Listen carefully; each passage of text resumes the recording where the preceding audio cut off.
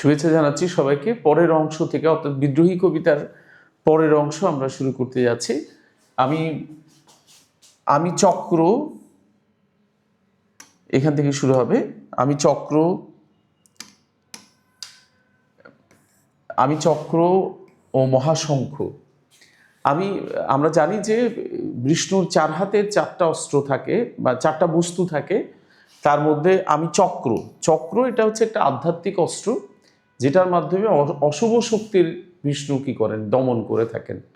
আমি চক্র একটা অস্ত্র, তবে এটা মানে একটা ঐশ্বরিক অস্ত্র, যেটার মাধ্যমে যারা অশুভ আছে তাদেরকে তিনি ধ্বংস করেন, বিনাশ করেন, শুভ সূচনা করেন।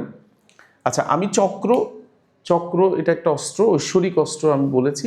অর্থাৎ এখানে যারা অশুভ, বিশেষ করে এই ঔপনিবেশিক শক্তি আছে, তাদেরকে তিনি এই চক্রের মাধ্যমে শেষ করবেন। সেজন্য বলছে আমি চক্র ও মহাশঙ্কের মাধ্যমে বিষ্ণু শুভ সূচনা করেন। অর্থাৎ এদেরকে শেষ করার মাধ্যমে এই দেশের মানুষের জন্য আমাদের কাজী নজরুল ইসলাম শুভ সূচনা করবেন।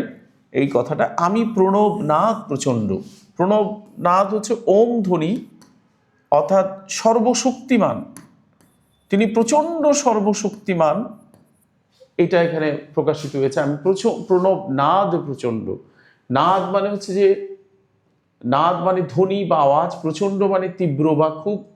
প্রণব মানে ঐশ্বরিক ধ্বনি, আমি প্রচণ্ড ঐশ্বরিক ধ্বনি, ওম ধ্বনি। অর্থাৎ এই ধ্বনিটার মাধ্যমে নিজেকে সর্বশক্তিমান হিসেবে তিনি উপস্থাপন করেছেন। এখানে তার বিদ্রোহ প্রকাশ করতে গিয়ে তিনি এই কথাটা বলেছেন, আমি চক্র। একদিকে এখানে শুভ সূচনা করবেন, মানে হচ্ছে যে একদিকে তার এটা একটা মানে কল্যাণকর কিছু প্রকাশিত হয়েছে, আরেকদিকে তার বিদ্রোহ এখানে প্রকাশিত হয়েছে। যে তিনি চক্র বলছেন, অর্থাৎ তিনি মানে আসুরিক শক্তিকে তিনি দমন করবেন। আবার হচ্ছে শঙ্খ, শুভ সূচনা করবেন মহাশঙ্কের মাধ্যমে। আর প্রণবনাদ প্রচণ্ড, তিনি নিজের ভিতরে রিয়েলাইজ করছেন, অনুভব করছেন যে তিনি সর্বশক্তিমান। প্রণবনাদ প্রচণ্ড বলতে সর্বশক্তিমান। নাদ মানে ধ্বনি বা আওয়াজ, প্রচণ্ড মানে তীব্র বা খুব, আর প্রণব হচ্ছে ওম বা সর্বশক্তিমান। তো এরপরে আমরা পরবর্তী লাইনে যাচ্ছি। আমি ক্ষেপা দুর্বাসা। ক্ষেপা মানে রাগী। ভারতবর্ষে পুরাণে মানে একটা মুনি ছিল, দুর্বাসা মুনি, যিনি প্রচণ্ড রাগী ছিলেন, খুব রাগী ছিলেন। তিনি এত বেশি রাগী ছিলেন যে অনেকেই তার রাগের কারণে জ্বলে গিয়েছিল, পুড়ে গিয়েছিল। তার মধ্যে তার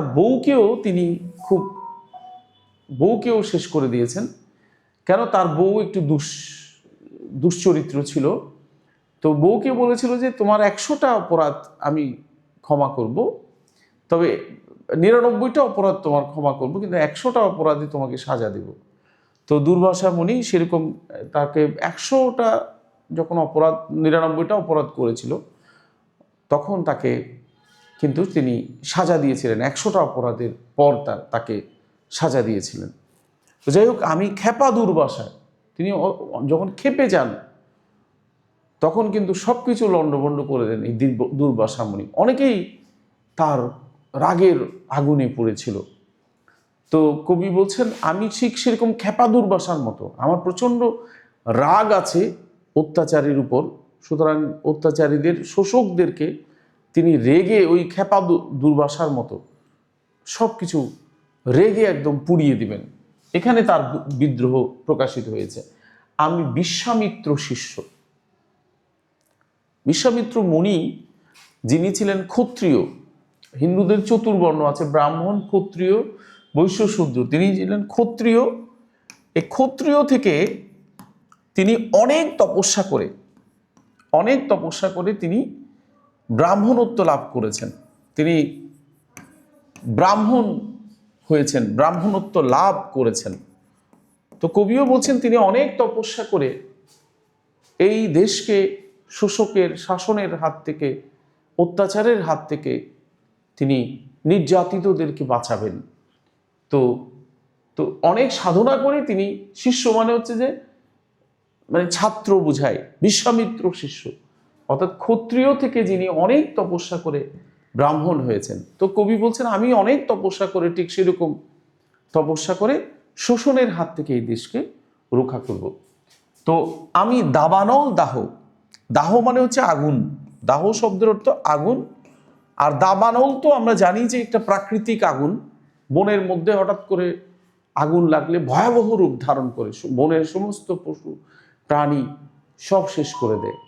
তো কবি সেরকম বলছেন যে আমি দাবানলের আগুন, দাহ মানে আগুন, আমি দাবানলের আগুন হয়ে ঔপনিবেশিক শক্তির যে শাসন ব্যবস্থা সেটাকে একেবারেই আগুনের মাধ্যমে শেষ করে দেব। এখানে তার এই ধরনের বিদ্রোহ প্রকাশিত হয়েছে। দাহন করিব বিশ্ব, দাহন মানে জ্বালিয়ে দেব, দাহন করিব মানে জ্বালিয়ে দেব বিশ্ব। বিশ্ব বলতে এখানে বোঝাচ্ছে যে দাহন করিব বিশ্ব। তো এখানে বিশ্ব বলতে বোঝাচ্ছে এখানে দাহন করিব বিশ্ব, অর্থাৎ জ্বালিয়ে দেব। কি বিশ্ব জ্বালিয়ে দেব? এখানে যে শোষকের যে একটা পৃথিবী আছে, এই পৃথিবীটাকে তিনি একেবারে কি করবেন, শেষ করে দেবেন, দাহন করিব বিশ্ব। আচ্ছা, এখানে রাখছি, সবাইকে শুভেচ্ছা, ধন্যবাদ।